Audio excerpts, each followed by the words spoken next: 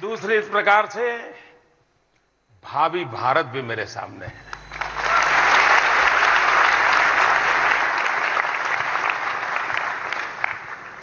आप लोगों से संवाद करने से पहले आज सुबह ही हमारे देश के पूर्व रक्षा मंत्री श्रीमान जॉर्ज फर्नांडिस उनका निधन हो गया। वे एक जुझारू नेता थे। जन्मभूमि कहीं, कर्मभूमि कहीं, जनप्रतिनिधित्व कहीं, एक प्रकार से पूरे भारत में रचे बसे थे वो। आपातकाल में, इमरजेंसी में लोकतंत्र की स्थापना के लिए बहुत बड़ा संघर्ष किया था उन्होंने। लेकिन गत कई वर्षों से वो बीमार थे, अनकॉन्शियस थे, सालों तक बिस्तर पे रहे। आज वो हमें छोड़ के चले गए। मैं आदरपूर्वक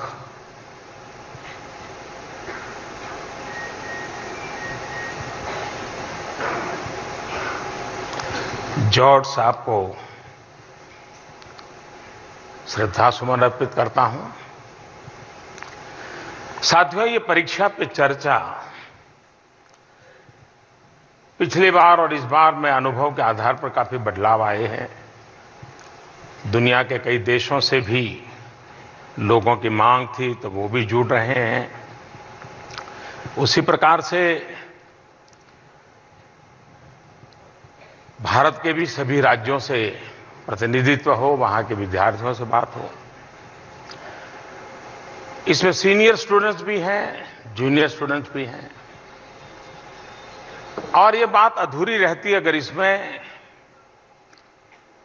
अभिभावक न होते, पेरेंट्स न होते, टीचर्स न होते। और इसलिए कोशिश की गई है कि एक प्रकार से विद्यार्थी के जीवन में जो सीधे संपर्क में आते हैं उन सबसे संवाद करने का यह अवसर बने।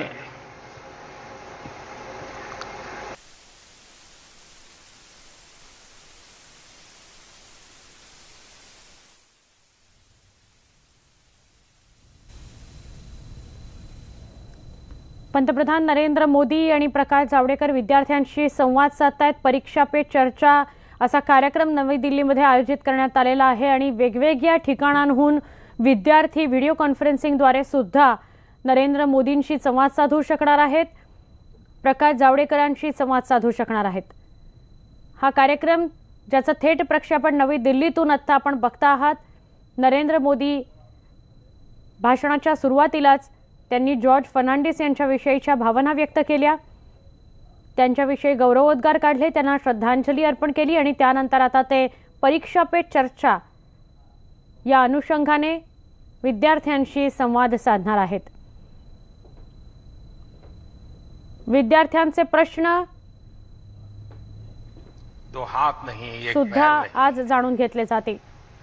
फिर भी जिंदगी का जज्बा कुछ और है।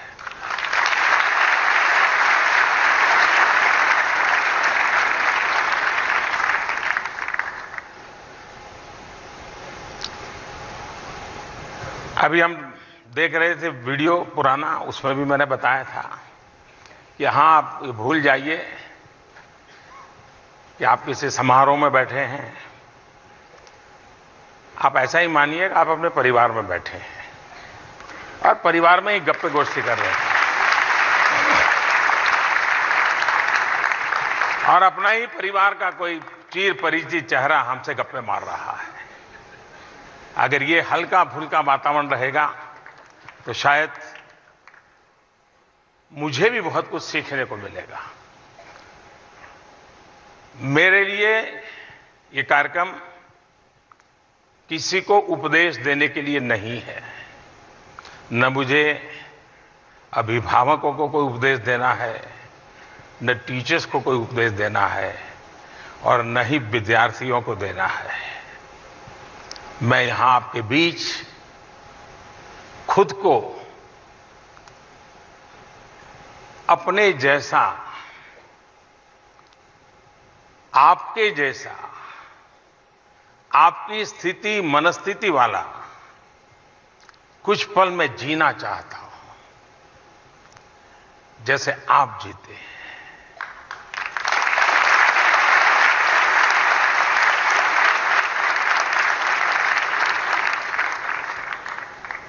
आइए शुरू करते हैं। कहां से शुरू करेंगे?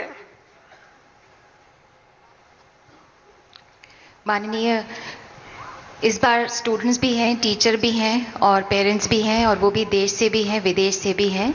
सबसे पहले रूली दत्ता, जो कि कोलकाता से हैं, एक टीचर हैं और वो आपसे सवाल पूछना चाहती हैं। नमस्कार sir, my name is Ruli Datta and I teach biology at Kendriya Vidyalaya, IIM Joka, Kolkata. My question to you, sir, is as a teacher, what do you tell parents who consider exams as make or break situation for their children's future? Thank you, sir. As a teacher हमें उन parents को क्या कहना चाहिए जो ये समझते हैं कि एग्जाम से उनके बच्चों का भविष्य या तो बन सकता है या बिगड़ सकता है। माननीय, इसी से मिलता जुलता ही एक और सवाल है जो हमारे बीच में इस वक्त बैठे हैं रोहित श्री, जो कि बेसिकली केरला से हैं लेकिन दिल्ली में रहकर सिविल सर्विसेज की तैयारी कर रहे हैं। आपसे कुछ पूछना चाहते हैं। माननीय प्रधानमंत्री जी नमस्कार, मेरा नाम रोहित श्री है, मैं केरला का रहने वाला हूं और मैं अभी दिल्ली में यूपीएससी की तैयारी कर रहा हूं। महोदय, हमारे पेरेंट्स और हमारे टीचर्स का हमारे ऊपर कुछ ज़्यादा ही उम्मीद रहती है, जिसकी वजह से हमारे ऊपर बहुत प्रेशर भी रहता है। महोदय, मुझे लगता है आपका भी हाल कुछ हमारे जैसा है। देशवासियों को आपसे कुछ अधिक ही अपेक्षाएं हैं।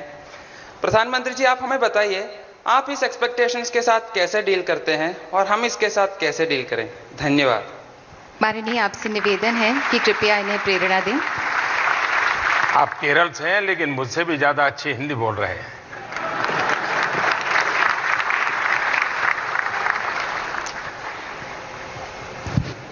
आप में से बहुतों को जब 10वीं या 12वीं कक्षा में जाते होंगे या फाइनल एग्जाम होगा, किसी को दिन में 10 बार सुनना पड़ता है, समझ नहीं आता है। दोस्तों के साथ टेलीफोन पर बैठे रहो, चलो कंप्यूटर छोड़ो, कुछ पढ़ाई करो, क्या कर रहे हो? ऐसा ही होता है ना? सच बताइए ना।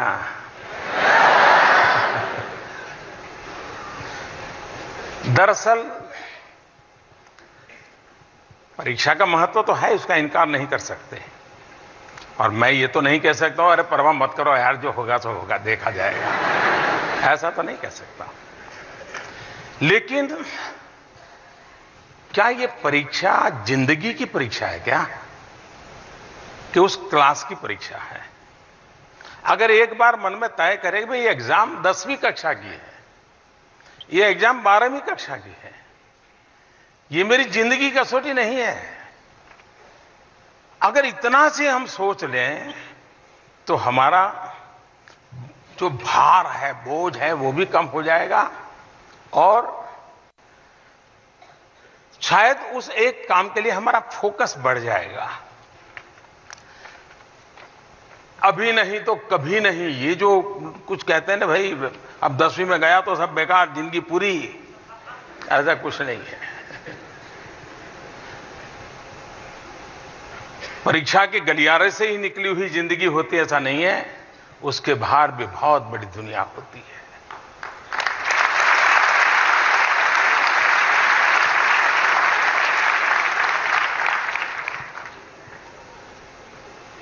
बहुत पहले मैंने एक कविता पढ़ी थी, उसमें एक बढ़िया वाक्य था। उसमें लिखा था, पूरी कविता तो मुझे याद नहीं आज, कुछ खिलौने के टूटने से बचपन नहीं मरा करता है। मैं समझता हूं उसमें बहुत बड़ा संदेश है। कुछ खिलौने के टूटने से बचपन नहीं मरा करता है। एक आध एग्जाम में कुछ इधर उधर हो जाए तो जिंदगी ठहर नहीं जाती है।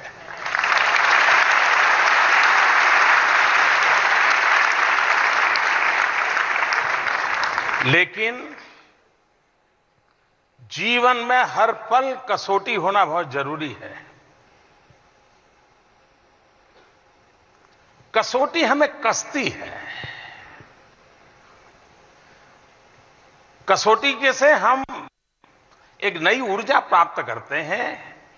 हमारा जो भीतर की जो उत्तम से उत्तम विधा है वो प्रकट होने का अवसर होता है।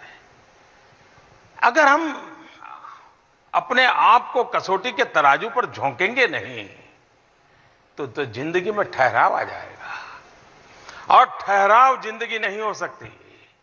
जिंदगी का मतलब ही होता है गति, जिंदगी का मतलब ही होता है सपने, जिंदगी का मतलब ही होता है जी जान से उसको अचीव करने के लिए लगे रहना, वरना उस जिंदगी का मतलब है। और दूसरी बात है प्रेशर। कभी कभी तो हम बालकों की मनस्थिति ऐसी होती है कि एक अवस्था में हम पहुंच जाते हैं कि माँ मम्मी पापा कुछ भी कहे तो हमें लगता है ये मेरा बिगाड़ रहे हैं, मैं जो कर रहा हूं सही है, इनको कुछ समझ नहीं आती। ऐसा ही होता है ना, ये कुछ समझते ही नहीं है, ऐसा होता है ना। पहले हम, खास करके मैं स्टूडेंट से कहना चाहूंगा कि हम अपने मां बाप जो कहते हैं उसको इमीडिएट रिएक्ट न करें, गौर से सुने। सुनते समय भी उनको लगना चाहिए कि आप अटेंटिव है, आपको अच्छा लग रहा है, बहुत चाव से सुन रहे हैं। एक आध बार पूछते, अरे मम्मा ये समझ नहीं आया, जरा ये क्या कह रही थी।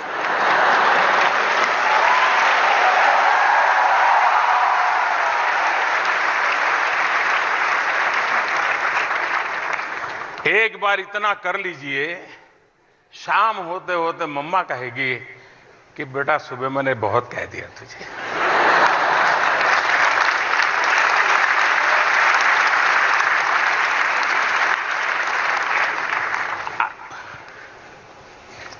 आपको मम्मा को समझाना नहीं पड़ेगा, वो अपने आप समझ जाएगी। इसलिए छोटी चीजें व्यवहार की होती है। और फिर कभी जब मम्मा पापा अच्छे मूड में हो तो आप भी अपना दृष्टिकोण, कि मैंने बहुत सोचा, आपने उस दिन कहा था ना मंडे को, तो बहुत अच्छी बात बताई थी, मैंने कोशिश भी की, लेकिन कम पड़ गया, मुझे बताइए ना कैसे करूं।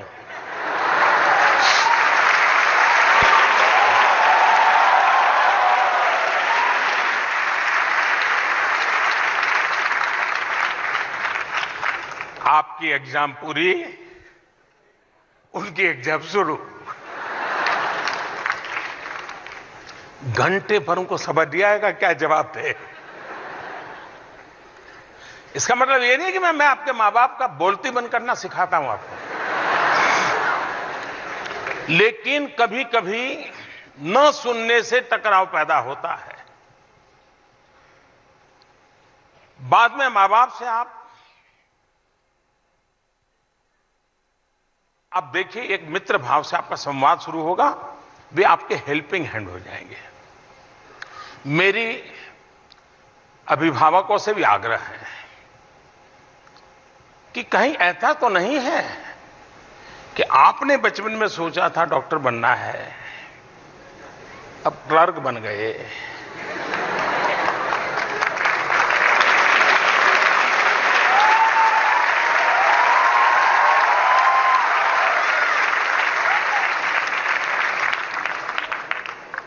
वो सारी सजा बच्चों पर दे रहे हो। वो मां बाप विफल है जो अपने जीवन की अधूरी चीजें अपने बच्चों पर थोप करके उनसे करवाने की कोशिश करते हैं। उन्होंने नहीं करना चाहिए।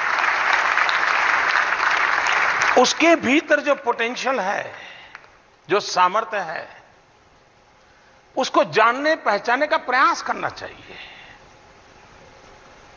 अच्छा, ऐसा नहीं है कि किसी मां बाप को इसके लिए ट्रेनिंग की जरूरत होती है। आपने देखा होगा, घर में एक छोटा बच्चा होता है, वो उठ करके चलना सीखता है, तो मां क्या करती है, वो उठता है, एक दो कदम करके गिर जाता है तो डांटती है क्या? ताली बजाती है। ताली बजाती, उस बच्चे को लगता है गिरना बुरा नहीं है, उसने भी हिचने की आदत है। अब किसी मां को किसी प्रधानमंत्री ने लेक्चर दिया था क्या कि बच्चा गिर जाए तो ताली बजाना? किसी किताब में पढ़ा था क्या? लेकिन उसको मालूम है कि बच्चे का हौसला बुलंद बढ़ाना है। फिर क्या करेगी? 3-4 कदम चलना सीखेगा तो मां उसको कोई प्रिय चीज उसको लेकर के दूर खड़ी रहेगी और कहेगी आओ आओ आओ आओ आओ, है, हटती जाएगी। ऐसा करती है ना मां? और बच्चे को भी करता है कि मैं जरा दौड़ करके ले आऊं, उसका हौसला बुलंद करती है मां बाप। लेकिन ये सब ज्ञान होने के बाद, बचपन में सब किया होने के बाद भी एक स्थिति आने के बाद मां का मन हो जाता है, बाप का मन हो जाता है, बस अब तो वो तैयार हो गया, मुझे कुछ करने की जरूरत नहीं है। गलती वहीं से शुरू होती है। मां बाप ने जीवन भर बच्चे को उसी रूप में देखना चाहिए, पुचकारना चाहिए, प्रोत्साहित करना चाहिए। अगर गिर भी जाता है तो हौसला बुलंद करना चाहिए। उसको नीचे गिरता हुआ देख करके उसको डांटते रहने से कोई परिवर्तन नहीं।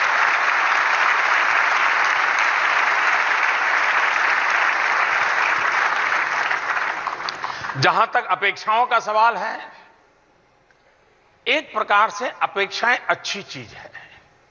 मैंने कहा ना, वो बालक को मां दूर रह करके दौड़ाती है, वो अपेक्षा है कि भाई तुम अब 10 कदम दौड़ के मेरे पास आओ। अपेक्षा आवश्यक होती है।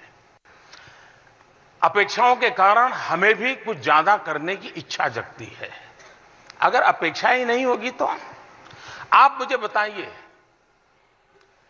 एक पेशेंट हो जिसमें जीने की इच्छा ही ना हो, अब ठीक होने का मन ही न करता हो, ऐसा ही छोटा मृत्यु का इंतजार करना है, कितने ही बढ़िया से बढ़िया डॉक्टर ला दो, कितना ही बढ़िया से बढ़िया अस्पताल ला दीजिए, वो पेशेंट ठीक हो सकता है क्या? हो सकता है क्या? तो निराशा में की गर्त में डूबा हुआ समाज या व्यक्ति या परिवार कभी किसी का भला कर सकता है? और इसलिए आशा और अपेक्षा ऊर्ध्व गति के लिए अनिवार्य होती है। और मैं, जैसे आपने प्रश्न पूछा, क्योंकि आप अब आईएएस बनना चाहते हैं तो आपके मन में यह सवाल स्वाभाविक था। यह बहुत स्वाभाविक है कि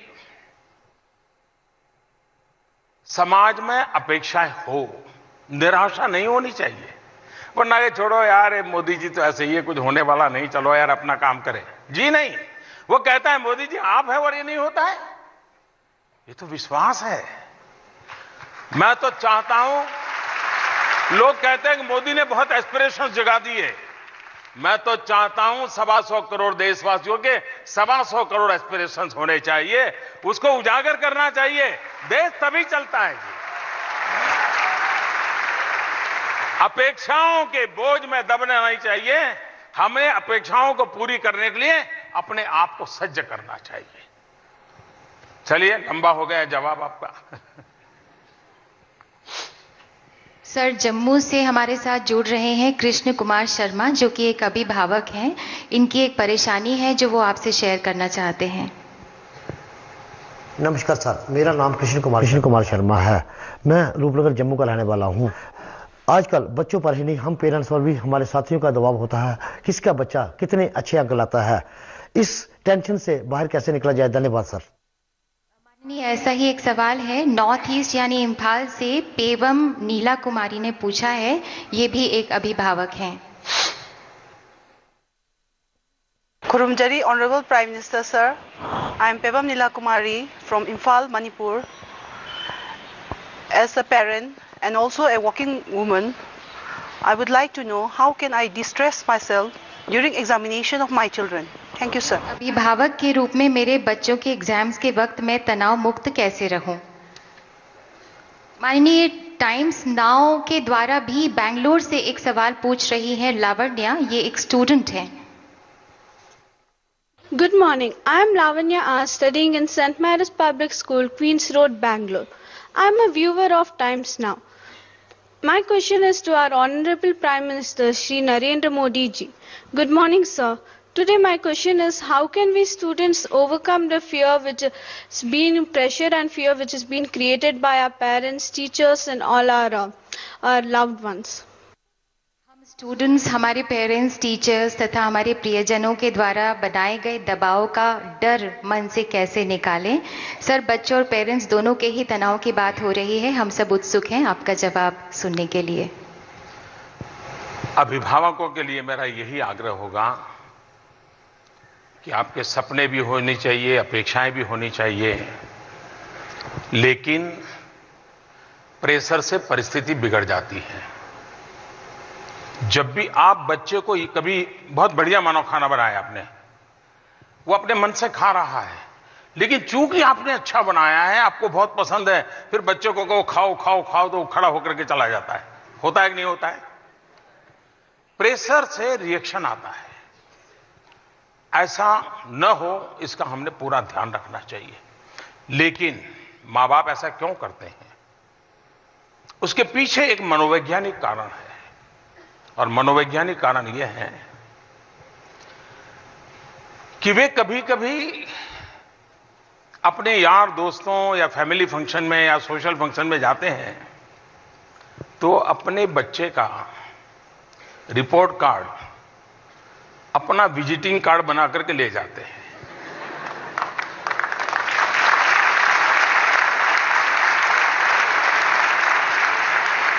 ये सबसे बड़ी समस्या की जड़ है कि उनको सोसाइटी में मेरा बेटा ये किया, मेरे बेटे ने ये किया, मेरे बेटे, बस इशू को लेके घूमते रहते हैं। और इसके लिए वो आपको घर में आकर के, अच्छा आप ठीक ना करें तो घर में ही डांटते। मैं कैसे जाऊंगा उसकी शादी में? तू क्या रिजल्ट लाया है? मुझे लगा पूछेंगे तो मैं क्या करूंगा? ऐसा ही करते हैं ना। यानी आपका सफलता या विफलता उनके सोशल लाइफ पर जैसे पता नहीं बड़ा बड़ा पहाड़ गिर जाता है, और उसके कारण वे हमेशा कोशिश करते हैं कि उनको समाज में एक स्थान बना रहे। इसलिए मां बाप बच्चों पर यह प्रेशर डालने की आदत बन जाती। इरादा नहीं है उनका, उनको साथ हमें अन्याय नहीं करना चाहिए, लेकिन अगर वो भी सही तरीके से इसको करें। हकीकत में मां बाप ने एक उम्र के बाद बच्चे से नाता तोड़ दिया होता है। जब छोटा बालक होता है तो वही मां बाप उसकी गलतियों का वर्णन बखूबी अपने मेहमानों के बीच करते हैं। कल इसने ऐसा कर दिया, उसने पूरा दूध का बोतल गिरा दिया, उसने कल उसका गर्म चाय नीचे गिरा दी, जल गया। गलतियों का भी वर्णन करते, क्यों? उसकी एक्टिविटी को वो नोट करते हैं। हम अपने बच्चों के बालक अवस्था में उसकी हर बारीकी से देखते हैं, लेकिन 7-8 साल की उम्र होने के बाद हमें लगता ही नहीं है कि उसकी हर बारीकी को देखना चाहिए। अब उसमें क्या बदलाव आ रहा है, कौन सी रुचि ले रहा है, क्या कर रहा है, कैसे कर रहा है। करीब करीब मां बाप का ये नाता बच्चा 7-8 साल का हो रहा है तो टूटता चला जा रहा है। वो 3 महीने 6 महीने का था तब जितनी बारीकी से ऑब्जर्व करते थे, जब तक वो वयस्क नहीं होता है तब तक आपको उसको ऑब्जर्व करना चाहिए। ऑब्जर्व करने का मतलब नहीं है कि आपने सोचा उस दिशा में ढालना चाहिए, देखते रहना चाहिए। उसकी ताकत आपको ध्यान में आएगी। अगर इतना सा कर ले तो ये जो प्रेशर का वातावरण बन जाता है उससे मुक्ति मिल जाएगी।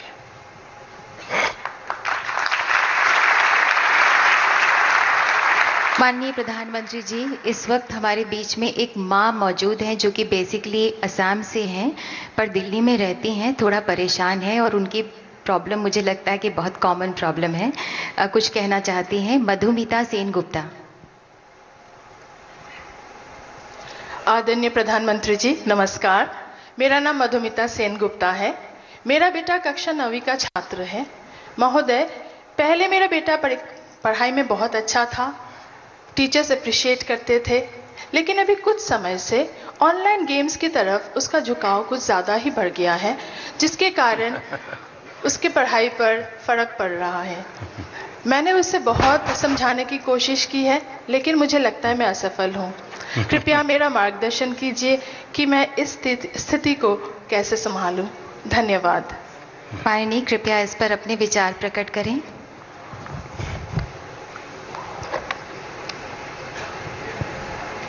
ये पबजी वाला है क्या?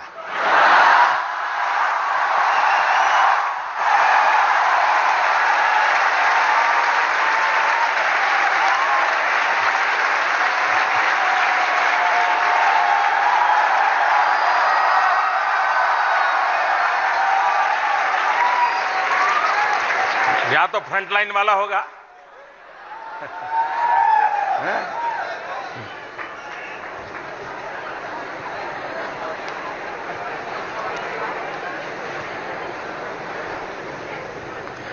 ये समस्या भी है, समाधान भी है।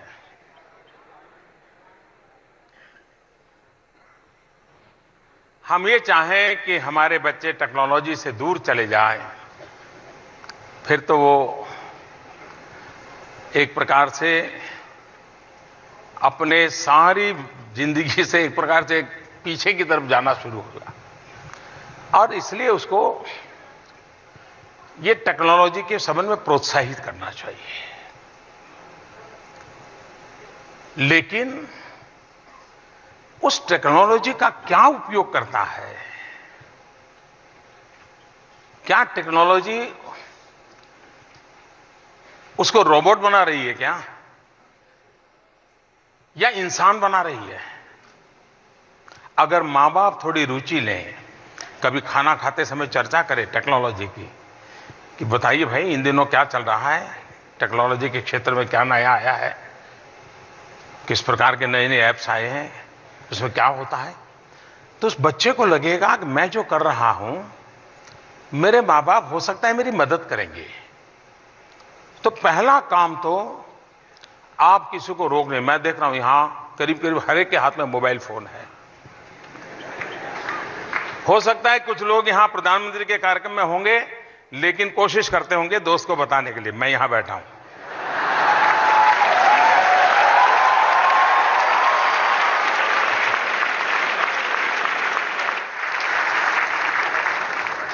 इससे क्या होता है, धीरे धीरे हम सिकुड़ते चले जा रहे हैं। टेक्नोलॉजी हमें अगर सिकुड़ देती है, हमें नैरो बना देती है, हमारी सोच भी बड़ी नैरो बन जाती है, तो शायद हमें जीवन को बहुत बड़ा नुकसान होगा। टेक्नोलॉजी का उपयोग हमारे एक्सपांशन के लिए होना चाहिए, मेरे विस्तार के लिए होना चाहिए, मेरे सामर्थ्य में बढ़ोतरी के लिए होना चाहिए। और इसके लिए टीचर्स ने भी बार बार इन विषयों की चर्चा करते रहना चाहिए, तब जाकर के होगा। अदरवाइज जैसे बच्चे खेल के मैदान में नहीं है,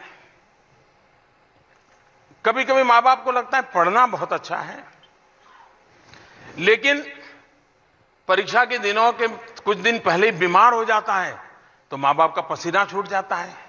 अरे भाई पहले उसको किताब पढ़ना था, कहीं खेल के मैदान में भी तो भेजना था। आप में से कभी सोचिए, मैं कभी मेरी बच्चों के साथ बातचीत करने का मेरा ये पिछले मुख्यमंत्री साहब तब से एक लगातार कार्यक्रम चल रहा है। अब रूप उसका रंग बदलता जाए, लेकिन मैं करता रहता हूं। मैंने देखा है कि मैं कभी बच्चों को पूछता था कि कितने बच्चे हैं जिनका दिन में 4 बार मेहनत करने के कारण पसीना आया है शरीर पे। आप हैरान हो जाएंगे, गांव के बच्चे भी कहते थे नहीं ऐसा तो नहीं होता है। अब ऐसी कैसी जिंदगी? हंसना खेलना खुले मैदान में ये जीवन का हिस्सा होना चाहिए, और वो एक नई ऊर्जा देता है। और इसलिए टेक्नोलॉजी का सही उपयोग कैसे हो। मैं स्वयं टेक्नोलॉजी बहुत शक्तिशाली मानने वाला व्यक्ति हूं। मैं खुद इसका उपयोग आज भी, जो मैं दुनिया के इतने देशों के साथ और देश के लोगों से बात कर रहा हूं, उसका कारण टेक्नोलॉजी का उपयोग है। तो एक ही चीज के दो अच्छे पहलू होते हैं। एक किसी को बहुत सीमित कर देता है तो दूसरे को बहुत विस्तृत कर देता है। आपकी ये चिंता सही है, लेकिन आप उसके साथ बैठिए, उसको कभी आप काम दीजिए कि मैंने सुना है कि नॉर्थ ईस्ट में एक ऐसा चावल पकाते हैं, देखो बेटा टेक्नोलॉजी में जरा ढूंढ के मुझे बताओ कैसे बनता है वो चावल। तो उसको लगेगा हाँ मां मुझे टेक्नोलॉजी की मदद से खुद को चावल पकाने का नागालैंड की पद्धति क्या है वो सीखना चाहती है। वो टेक्नोलॉजी आप दोनों को जोड़ने का कारण बन सकती है और उसका भी मन टेक्नोलॉजी से नई नई चीजें जानी जा सकती है, सीखी जा सकती हैं, जो जीवन में काम आ सकती है। उस पर आप धीरे धीरे धीरे उसको ले जा सकते हैं। आप कभी उसको पूछ सकते हैं कि भाई आज हमने सुना है कि स्पेस में ऐसा हुआ है, या आज हमने सुना है साइक्लोन आना है, तो तुम देखो जरा ये साइक्लोन आने की खबर कैसे देते हैं ये। तो वही बच्चा उसमें काम करेगा। आप उसको धीरे धीरे धीरे टेक्नोलॉजी के सही उपयोग की तरफ ले जाइए और उसको लगना चाहिए कि वो बच्चा विकास की दिशा, तो गलत रास्ते पर जाने से बजाय, समय बर्बाद करने के बजाय, खुद ही एक खेलकूद के अंदर रहने के बजाय, और मैं समझता हूं जुरा प्ले स्टेशन से प्ले फील्ड में चला जाएगा वो, तो उस दिशा में हम सब प्रयास करें।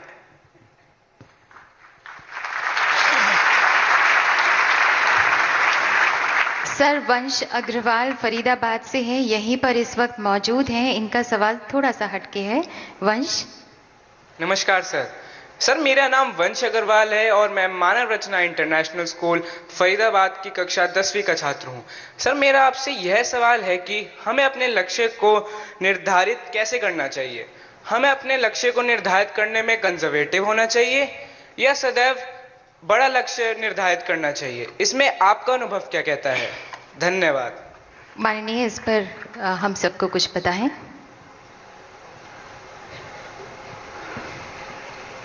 मैं आपसे एक सवाल पूछूं, जरा हाथ ऊपर करना। ऐसा कितने लोग मानते हैं कि लक्ष्य बहुत छोटा होना चाहिए? जरा हाथ ऊपर करें। जो ये मानते हैं कि लक्ष्य बहुत छोटा होना चाहिए, ऐसा कितने लोग हैं?